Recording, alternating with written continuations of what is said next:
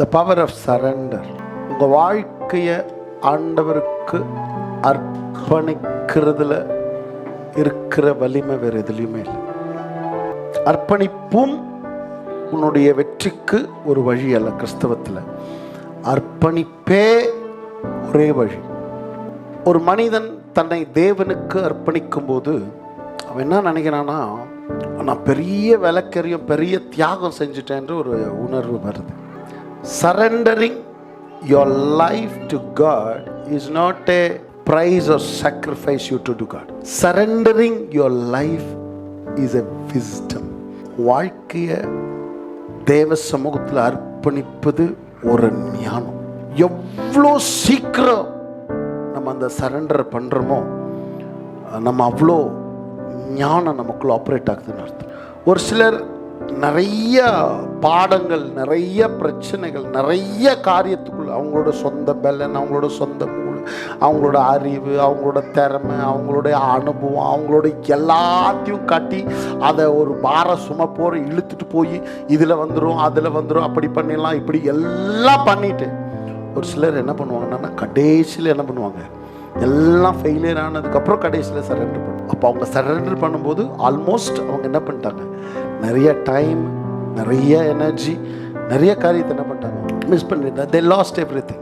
அதனால தான் சொல்கிறேன், சரண்டர் இஸ் விஸ்டம். எவ்வளோ உன்னால் உள்ள இருக்கிற அந்த ஆவியானவருடைய சத்தத்தை உன்னால் கேட்டு அந்த சத்தத்துக்கு உன்னால் அர்ப்பணிக்க முடியுதோ அதுக்கு பேர் என்னன்னா ஞானம். அதுக்கு பேர் என்ன? விஸ்டம். மார்க் 11 ஃபர்ஸ்ட் வசனம். அவர்கள் எருசலேமுக்கு சமீபமாய் சேர்ந்து ஒலிவமலைக்கு அருகான பெத்பகே பெத்தானியா என்னும் ஊர்களுக்கு வந்தபோது அவர் தம்முடைய சீஷரில் 2 பேரை நோக்கி, உங்களுக்கு எதிரே இருக்கிற கிராமத்துக்கு போங்கள், அதில் பிரவேசித்த உடனே மனுஷர் ஒருவரும் ஒரு காலும் ஏறியிராத ஒரு கழுதை குட்டி கட்டியிருக்க காண்பீர்கள், அதை அவிழ்த்து கொண்டு வாருங்கள். அந்த கழுதை எப்படி இருக்குதாமா? கட்டப்பட்டு இருக்கு. கட்டப்பட்டு இருக்குன்னா எதற்காக கட்டப்பட்டு இருக்கு? தேவனுடைய சித்தத்திற்காக அது கட்டப்பட்டிருக்கு. தேவனுடைய நோக்கத்திற்காக அது கட்டப்பட்டிருக்கு. காரணம், ஒருவரும் ஒரு காலமும் இதுவரைக்கும் அந்த கழுதையின் மேல யாரும் என்ன பண்ணதில்லை, ஏறி சவாரி பண்ணதே இல்லை. There are 2 kinds of bondage. Bond means ஒரு வகையில் நம்ம வாழ்க்கை என்ன இருக்கு, நம்மனால we are helpless, கட்டப்பட்டிருக்கோம். நம்மனால எதுவுமே செய்ய முடியாத ஒரு நிலையிலே கட்டப்பட்டிருப்பது. இன்னொன்னு, எதனால நம்ம கட்டப்பட்டிருக்கிறோமோ அது நம்ம வாழ்க்கையை ஆண்டுட்டு இருக்குன்னு. அப்ப கட்டப்பட்டு இருப்பது, அந்த கட்டப்பட்ட வாழ்க்கை 2 வகையான கட்டப்படுதல் இருக்குது. ஹல்லேலூயா. ஒன்னு பிசாசினாலும் இந்த உலகத்தினாலும் பிசாசோட கிரியைகளாலும் பாவங்களாலும் பல வகையான காரியங்களால நம்ம வாழ்க்கை என்ன இருக்குது, கட்டப்பட்டிருக்கு. அதுல இருந்து நமக்கு என்ன தேவை? விடுதலை வேணும். ஹல்லேலூயா. அப்போஸ்தலன் பவுல் சொல்லும்போது சொல்றான், நான் கிறிஸ்துவுக்காக கட்டப்பட்டிருக்கிறேன் அப்படின்றான். எதுக்காக கட்டப்பட்டிருக்கிறேன்? I am bound for Christ. Hallelujah. அப்படின்னா I am helpless. என்னால என் இஷ்டத்துக்கு என் மனசுல என்ன இருக்குது, நான் என்ன சிந்திக்கிறேன், நான் என்ன வாழணும்னு நினைக்கிறேன், நான் எப்படி எல்லாம் இருக்கணும்னு நினைக்கிறேன், அதை என்னால வாழ முடியாதபடிக்கு நான் கிறிஸ்துவினால கட்டப்பட்டிருக்கிறேன். I am bound by Christ. Where I am not able to express my desires, I am not able to express my ideas. என்னுடைய எண்ணங்கள், என்னுடைய ஆசைகள், என்னுடைய நான் என் வாழ்க்கையை என் விருப்பம் போல வாழுகிற அந்த ஒரு இடத்தை நான் கட்டப்பட்டிருக்கிறேன். I am bound for the purpose of God. I am bound for the will of God.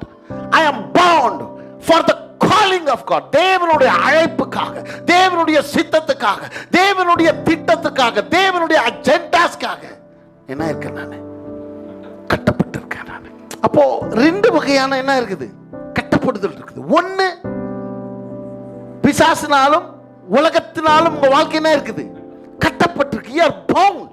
உலகத்தினால நீ கட்டப்பட்டிருந்தா நீ இந்த உலகத்திற்கு அடிமைன்னு அர்த்தம். You are a servant to this world. சொல்றது எவ்வளவு பேர், எது உன்னை கட்டி இருக்குதோ அதுக்கு நீ அடிமை. அதுக்கு தான் நீ வாழுவே. உன் மனசு, உன்னோட உணர்ச்சி, உன்னோட எல்லாமே அதுக்காக தான் இருக்கும். Because you are bound. You are helpless. அப்போ பிசாசினால கட்டப்பட்ட ஒரு வாழ்க்கை இருக்கு. அப்போஸ்தலன் பவுல் சொன்ன மாதிரி தேவனால, இயேசுவுக்காக, த்ரூ சரண்டர். ஒரு நாள் ஆண்டவரை நான் அர்ப்பணிக்கிறேன், இல்ல இல்ல இல்ல இல்ல, ஒவ்வொரு நாளும் daily daily daily daily daily ஆண்டவரே, என் சிந்தனையை, என்னுடைய உணர்ச்சிகளை, என்னுடைய ஆசைகளை, என்னுடைய என்னுடைய என்னுடைய விருப்பங்களை, என்னுடைய எதிர்காலத்தை குறித்து எனக்கு இருக்கிற எல்லாத்தையும் பவுல் சொல்றான், நான் கலாத்தியர் சொல்றான், நான் சிலுவையிலே அறை கொண்டிருக்கிறேன். I was nailed in cross. அப்படின்னா ஐ என்னன்னா, நான் என்கின்ற அந்த வார்த்தை சிலுவையில் அறையப்பட்டு, the word me, mine, என்னுடையது, நான். அவ்வளவுதான் சொல்றான், நான் என்கின்ற அந்த வார்த்தை என்னுடையது, எனக்காக நான் என்கின்ற வார்த்தை என்ன பண்ணிட்டேன், நான் சிலுவையில். இப்பொழுது கிறிஸ்து எனக்குள் வாழ்கிறார். அப்படின்னு அர்த்தம், அவர் என்ன டோட்டல் கண்ட்ரோல் எடுத்தாரு. அவர் என்னுடைய எண்ணங்கள், சிந்தனைகள் எல்லாத்தையும் ஃபுல்லா டோட்டலா அவர் என்ன பண்ணிட்டாரு, ஆக்கிரமிச்சு பொசஸ் பண்ணி என்ன பண்ணிட்டாரு, கையில் எடுத்துட்டாரு. இப்போ நான் இல்லை, ஏன் நான் அப்படின்ற என்னுடைய அந்த ஆசை, என்னுடைய டிசைர், என் ஃபியூச்சர் குறித்து எனக்கு இருக்கிற பிளான், என்னுடைய எல்லா வகையான திட்டங்களை nailed it on the cross. சிலுவையில் என்ன பண்ணிட்டேன் நான், ஆணி அடிச்சிட்டேன். இது ஒரு நாள் ஜெபத்தில் இது வந்துருமா?